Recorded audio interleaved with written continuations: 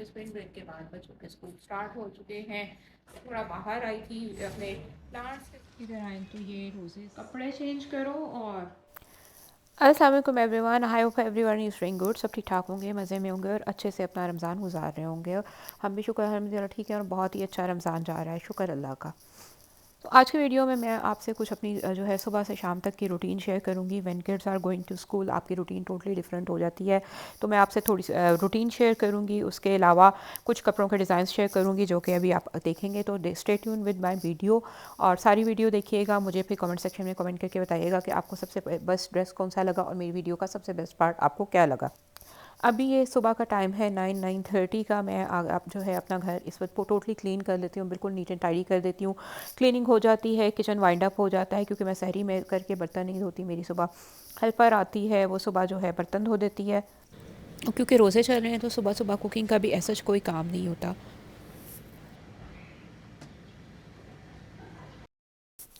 तो सुबह सुबह उठ के ये सारा घर वगैरह मैं समेट लेती हूँ। कोई लॉन्ड्री हुई हुई हो तो वो कपड़े जो प्रेस होने होते हैं उनको सॉर्ट आउट करती हूँ। जो वार्ड्रोब्स में जाने हैं वो वार्ड्रोब्स में जाएंगे और इनको इनकी जगह पे पहुँचाने के बाद जो है मैं फिर किचन में जाती हूँ। किचन में अपनी इफ्तारी की जो प्री प्रेप है वो करती हूँ। बेसिकली ये काम तो नेवर एंडिंग काम है। मेरा गला ठीक नहीं होने में आ रहा, मैं क्या करूँ। कुकिंग करते रहना, आपके बर्तन ढेर लग जाते हैं। वो सहरी और अफ्तारी और इन बिटवीन भी पता नहीं किधर से बर्तन आ जाते हैं। एक कुकिंग के लिए आपने चीज़ निकाली काम करने के लिए 10 बर्तन उसके साथ आ जाते हैं। सेम गोज़ फॉर कपड़े। आपकी लॉन्ड्री बास्केट कभी भी खाली नहीं होती। बट ये सारी चीज़ें आप मैनेज कर सकते हैं।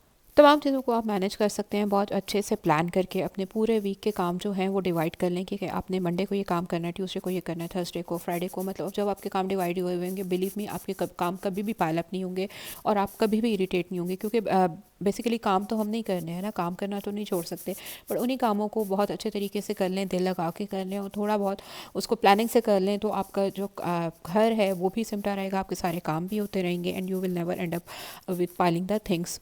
पाइल अप नहीं होंगी और आपका घर भी फर्स्ट क्लास A1 लगेगा। अगर आप देखा जाए तो कुदरत का, नेचर का भी एक टाइम टेबल है। सूरज अपने टाइम पे निकलता है, सूरज अपने टाइम पे तुलू होता है। अज़ानें 5 वक्त की टाइम पे होती हैं और उनको अदा करने का स्पेसिफिक एक टाइम है। उसी टाइम लिमिट में अपने टाइम फ्रेम में उनको अदा करना है। तो ये सारी चीज़ें हमें नफ्सो जो है टाइम टेबल को फॉलो करना सिखाती हैं। प्लानिंग अगर आपने की भी होगी अपना टाइम उसके अकॉर्डिंगली काम करेंगे तो आपके जो काम हैं वो कभी भी पाइल अप नहीं होंगे और आपका दिन कभी भी वेस्ट नहीं होगा। सबसे पहले जो मिस्टेक करते हैं हम अपना डे प्लान करने में, जब हम सुबह उठते हैं दांत ब्रश करने से पहले अपना मोबाइल लेके बैठ जाते हैं और उस पर सोशल मीडिया या वट हम मोबाइल पे ब्राउजिंग शुरू कर देते हैं। इससे होता क्या है कि रात को हम प्लान करके सोते हैं कि सुबह उठ के सबसे पहले हमने ये काम करना है, बट हमें कोई चीज़ इंटरेस्टिंग नज़र आ जाएगी इंटरनेट पे तो हम उसको देखने बैठ जाएंगे और जो हमारा काम हमने किया हुआ था प्लान वो रह जाएगा और फिर 5 मिनट 10 मिनट 15 मिनट आपके ऐड ऑन होते जाएंगे दिन के कामों में और आपका दिन की जो प्लानिंग आपने की थी वो प्रॉपरली आप फॉलो नहीं कर पाएंगे। किसी भी चीज़ को अपने डे को प्लान करने के लिए पहले अपने तमाम कामों की एक लिस्ट मेंटेन करें कि आपने ये काम इस वीक में या इस पर्टिकुलर डे में करने हैं। फिर उसमें जो जो मोस्ट इंपॉर्टेंट काम है वो प्रायोरिटी पे रखें, वो सबसे पहले करें और फिर जो लीस्ट प्रायोरिटी के काम हैं वो सबसे एंड में। अगर वो मिस भी हो जाए तो आपका इतना काम का इशू नहीं होगा, प्रॉब्लम नहीं होगा, कोई हर्ज नहीं होगा। बट जो प्रायोरिटी पे काम है वो अगर मिस हो जाएंगे तो आप फिर सर पकड़ के रहेंगे, अरे भाई ये मैंने क्या कर दिया, मैंने अपना सारा दिन वेस्ट कर दिया, कोई प्रोडक्टिव डे नहीं गुजरा, कोई काम नहीं हुआ मेरा। तो इस किस्म की चीज़ें थॉट्स आपके माइंड में आती रहेंगी।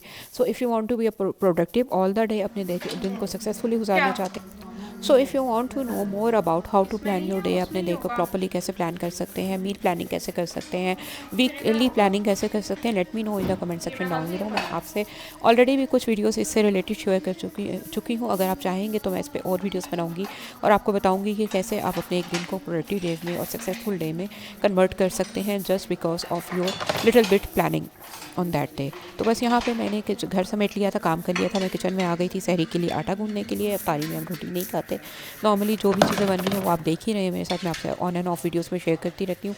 आटा गूंदूंगी, उसके बाद जो है कुछ अफ्तारी की जो प्री प्रेप है वो करूँगी, जो कि आप अगले वीडियो में देखेंगे। आज क्या मैंने अफ्तारी में बनाया अभी मैं आपसे आज की आटा गूँधने के बाद मैं रेडी होंगी, बच्चों को पिक करने के लिए जाऊँगी, आऊँगी, थोड़ा सा नैप लूँगी, आराम करूँगी और उसके बाद जो है शाम में अफ्तारी बनाऊँगी। बट आज की वीडियो में मैं आपसे जो शेयर कर रही हूँ वो शेयर कर रही हूँ कुछ ड्रेस डिज़ाइन, आप जो कि अभी आगे वीडियो में देखेंगे। तो don't forget to subscribe my channel, मेरे चैनल को सब्सक्राइब कीजिएगा, वीडियो को लाइक कीजिएगा और आगे भी देखिएगा कि मैंने आपके साथ कौन कौन से डिज़ाइंस आज इस वीडियो में शेयर किए हैं। आई होप आप सब लोग ठीक होंगे। अभी मैं रेडी हो चुकी हूँ बच्चों को पिकअप करने जाने के लिए स्कूल से। उनका स्कूल का टाइम हो गया है, एज आई टोल्ड यू कि स्प्रिंग ब्रेक के बाद बच्चों के स्कूल स्टार्ट हो चुके हैं।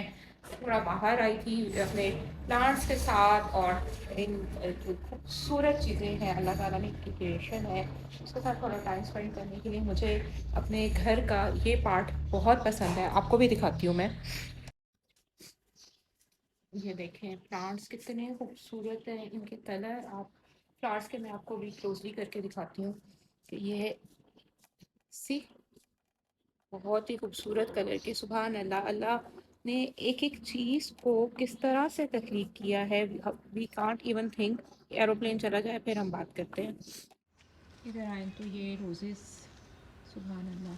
आप अगर इनको देखें एक एक चीज़ अल्लाह ने किस तरह से तख्लीक की है। प्लांट्स का से आप इंस्पिरेशन लें तो आपको कलर कॉम्बिनेशंस का भी आइडिया होता है। इनके साथ आप अपने अगर ड्रेस डिज़ाइन करें इन्हीं कॉम्बिनेशंस के साथ तो बहुत अच्छे कॉम्बिनेशंस होते हैं। ये अल्लाह की कुदरत है, इंसान के बस की तो बात ही नहीं है। और मेरी नानो व्हेन शी वाज अलाइव वो मुझे हमेशा कहती थी कि पौधों को जो है ना बच्चों की तरह ख्याल रखना पड़ता है, बच्चों की तरह पालना पड़ता है, तब कहीं वो जाके जो है प्रॉपर ग्रो होते हैं और उनको आप सही तरह से इंजॉय कर पाते हैं। तो ये सारे मेरे अभी यहाँ पे रोज़ प्लांट्स लगे हुए हैं। ये जो मेरी अंगूर की बेल है ये भी हरी होने लगी है और इस पर देखिए आपको मैं क्लोजली दिखाऊं, इस पर हल्का हल्का बूर भी आने लग गया है। पीछे मेरे इधर जो है आम का दरख्त है, ये कचनार है, ये मेरा कड़ी पत्ता है। मेरे जो है घर के होम गार्डन में बहुत सारी चीज़ें लगी हुई हैं, मैं आपको वो भी दिखाऊंगी। ये अगेन यहाँ पे रोज़ है, इधर ये मेरे कुछ कैक्टस हैं डिफरेंट तरह के।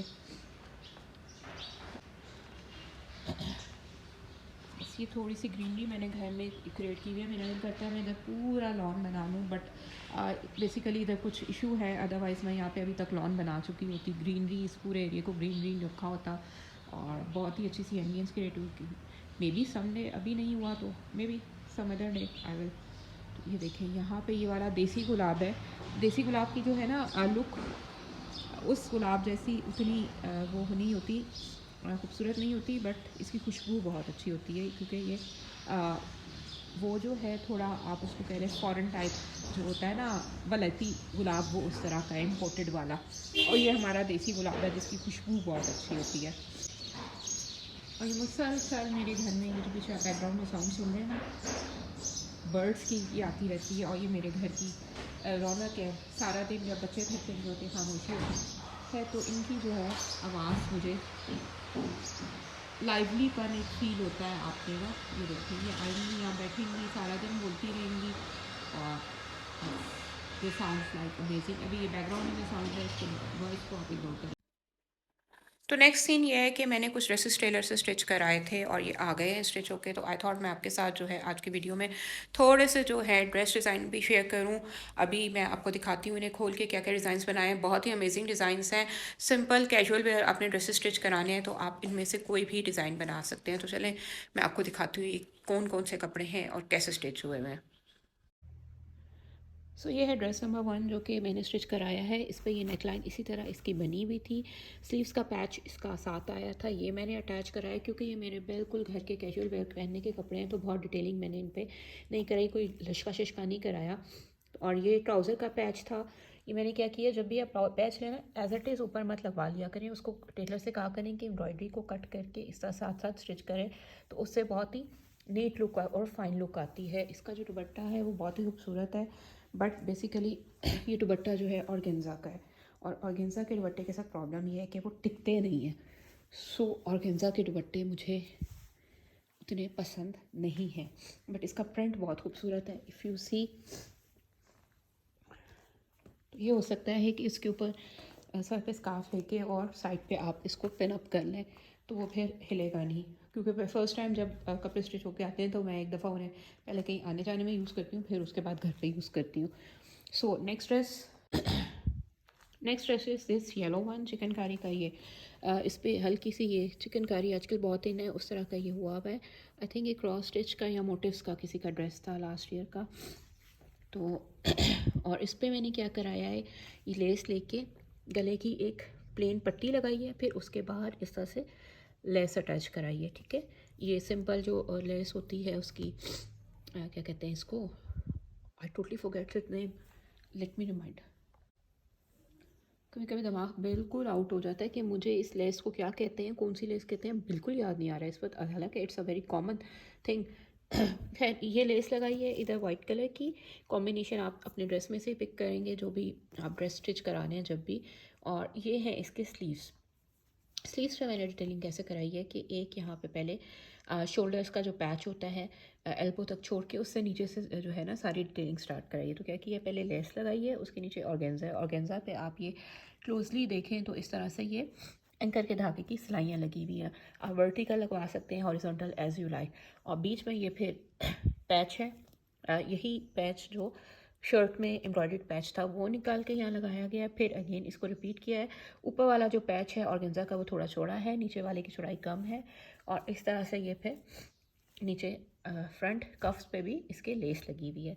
इसी तरह आप इसके दामन की तरफ मैं आपको अगर दिखाऊं रोटेट करके, इस तरह से डिटेलिंग की गई है।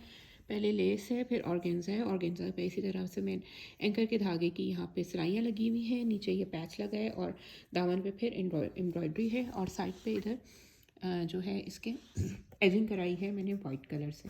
तो इससे ये होता है कि थोड़ा जो सूट है ना वो थोड़ा नहीं काफ़ी रोबदार बन जाता है, और कैजुअल सूट को भी आप अच्छे से डिज़ाइन कर लें तो वो बहुत ही अच्छा लगता है।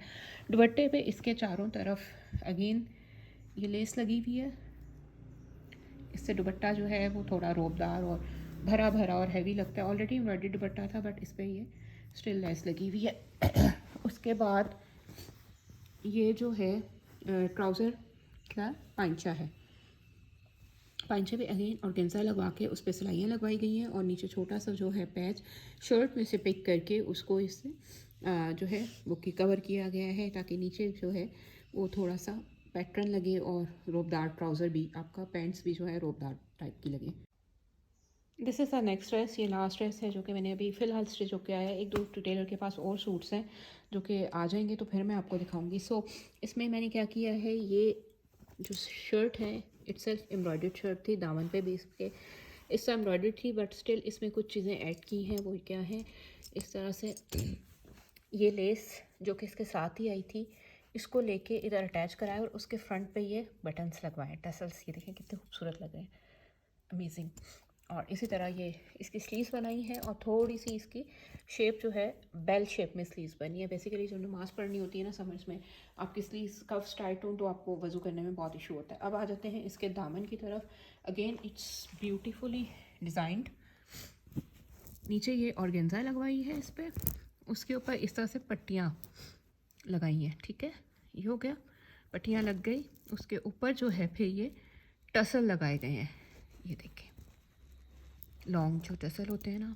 तो इससे जो ये शर्ट है इसकी जो लुक है वो बिल्कुल ही डिफरेंट हो गई है। थोड़ी थोड़ी सी डिटेलिंग करा लें आप ड्रेसेस पे, थोड़ा सा मेहनत कर लें तो सिंपल ड्रेस भी आपका बहुत ही खिल के आता है, बहुत ही अमेजिंग लगता है। और नीचे अगेन ये कटाऊ वाली लेस जो है पैच के साथ था वो अटैच किया गया है, और नेक लाइन जो है इसकी इस तरह से है, और ट्राउज़र जो है उसके इस तरह से कट लगवाए हैं नीचे, और ऊपर ये सिर्फ प्लीट्स डलवा रही हैं, 6 प्लीट्स की लाइंस लगवा ली हैं। दुपट्टा इसका बिल्कुल प्लेन है, सिंपल है, उसको मैंने जस्ट एम्ब्रॉयडरी कराई है क्योंकि शर्ट में डिटेलिंग करा ली थी, तो दुपट्टे को मैंने फिर सिंपल रखा है बस। ये इसकी बेसिकली ये ड्रेसेस अभी प्रेस नहीं हुए, प्रेस हो जाएंगे तो वीडियोस में मैं जब पहनूंगी तो आप देखेंगे मुझे। सो मुझे कमेंट करके ज़रूर बताइएगा इसमें से सबसे अच्छा ड्रेस की डिज़ाइनिंग कौन सी लगी है। सो यहाँ पे मैंने आपको ड्रेसेस दिखा दी हैं सारे। आई होप आपको पसंद आए होंगे, पसंद आए तो मेरे चैनल को सब्सक्राइब कीजिएगा, वीडियो को लाइक कीजिएगा, अपने फ्रेंड्स एंड फैमिली के साथ ज़रूर शेयर कीजिएगा। आपकी feedback means a lot to us. Take care of yourself, मिलते हैं नेक्स्ट वीडियो में।